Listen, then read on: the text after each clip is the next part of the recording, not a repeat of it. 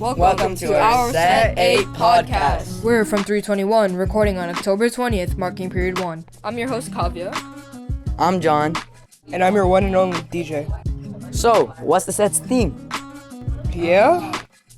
For Set 8, our podcast theme is Are You Smarter Than a 7th Grader? Where we stay vocab savvy. So guys, are you smarter than a 7th grader? I hope so. Obviously I am. John, you're going down. I'm gonna destroy you. Honestly, you probably are. I didn't do so well on the last one.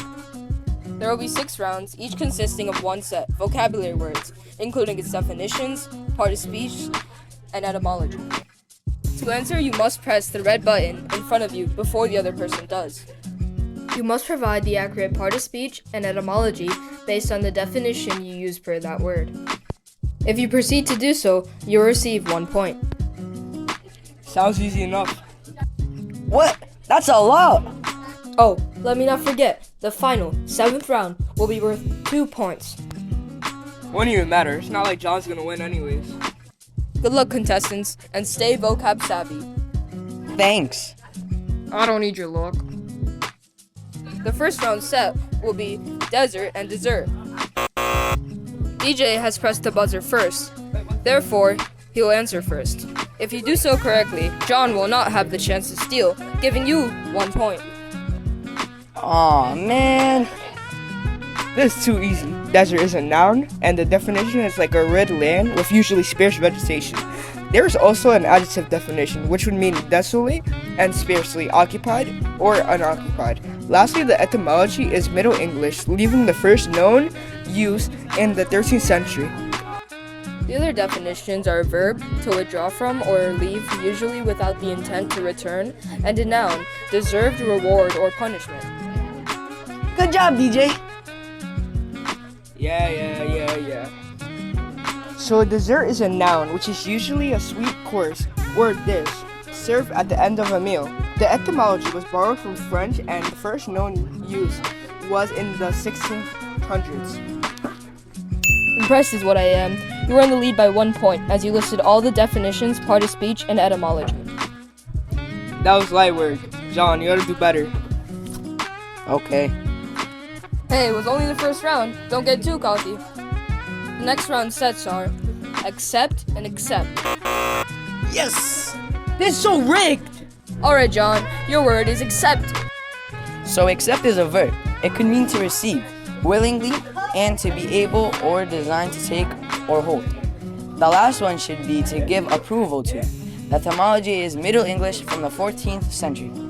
Nice. The other definitions are to regard as proper, normal, or inevitable, and to recognize as true. Lastly, to agree to undertake a responsibility. Your next word is accept. There's no difference between accept and accept. I don't know.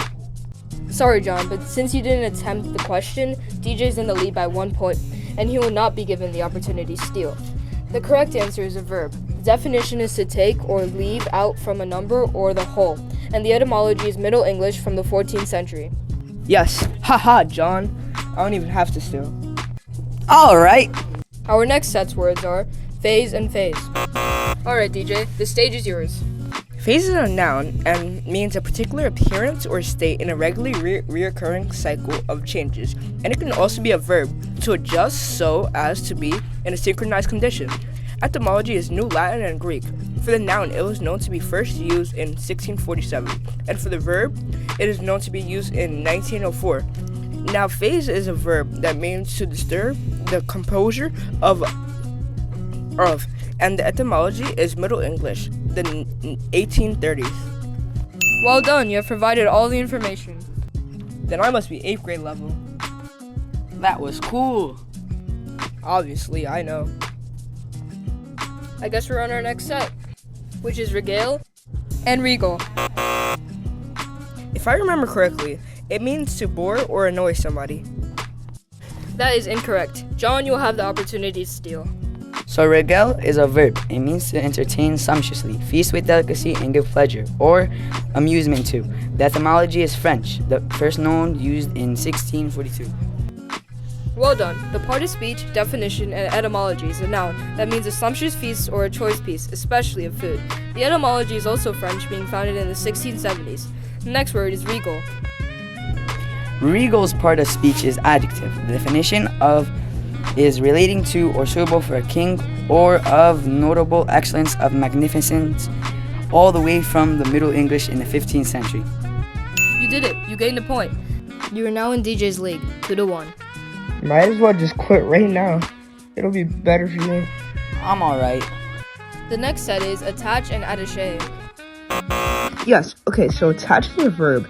It can mean multiple things, such as to take by legal authority, especially under a writ, or bring into an association, to bind by personal ties, and to make fast. The etymology is Middle English from the 14th century. The other definitions are to associate especially as a property or another attribute, and to include and send a separate document or a file with electronic message, such as email or text message. Alright, now it's just attaché.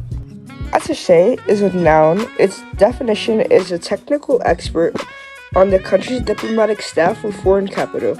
The word history is described as French from 1822. Okay, the scores are 3-1 now. DJ's in the lead by 2 points. John, accept defeat. You see what I did there? You know, accept one of our words. But don't worry about that. Just know you're gonna lose. The next set is strategy and stratagem. John, you're up. Oh, this is getting me mad. You know I pressed it first. What do you mean? We all saw him press it first, so suck it up, Buttercup.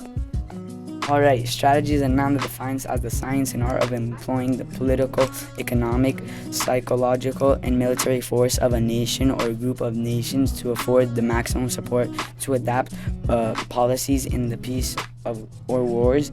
It also means the science and art of military command exercised to meet the enemy in a combat under the advantageous conditions. The etymology is Greek from 1779.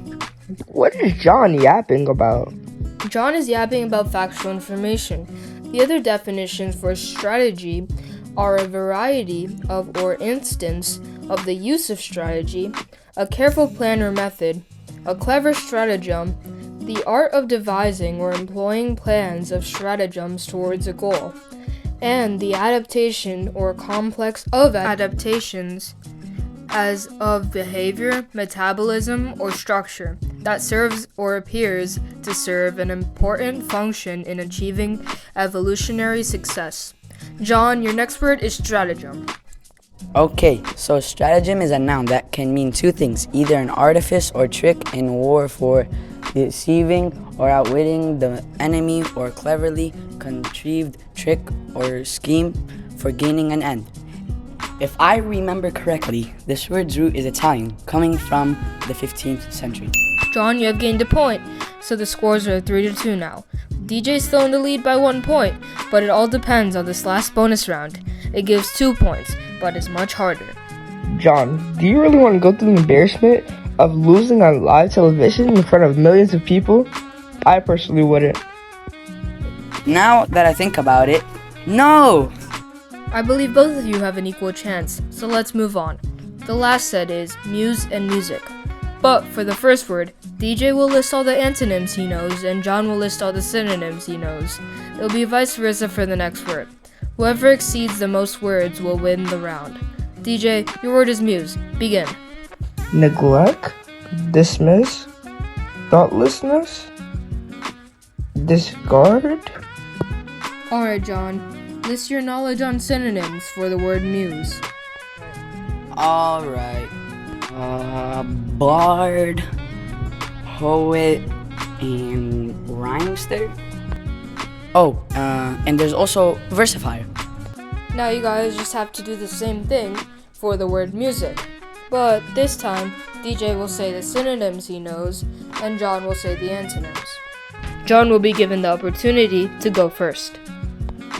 Oh, okay, so, silence, quiet, hush. What else is there? Stillness. I'm pretty sure there's one more. Untune, yeah. Whoa, you got some competition, DJ. Also, it's your turn. Tune, song, jingle, and symphony. Alrighty, give me one moment. Okay, it looks like we have a winner, and that is... Winner! John!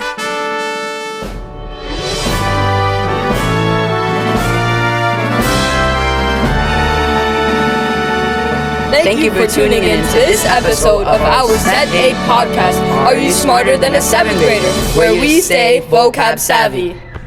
Oh, I hate this game. Watch what happens in the next podcast. And that is exactly why you should purchase our podcast digitally or in Walmart Supercenters. Once again, stay vocab savvy.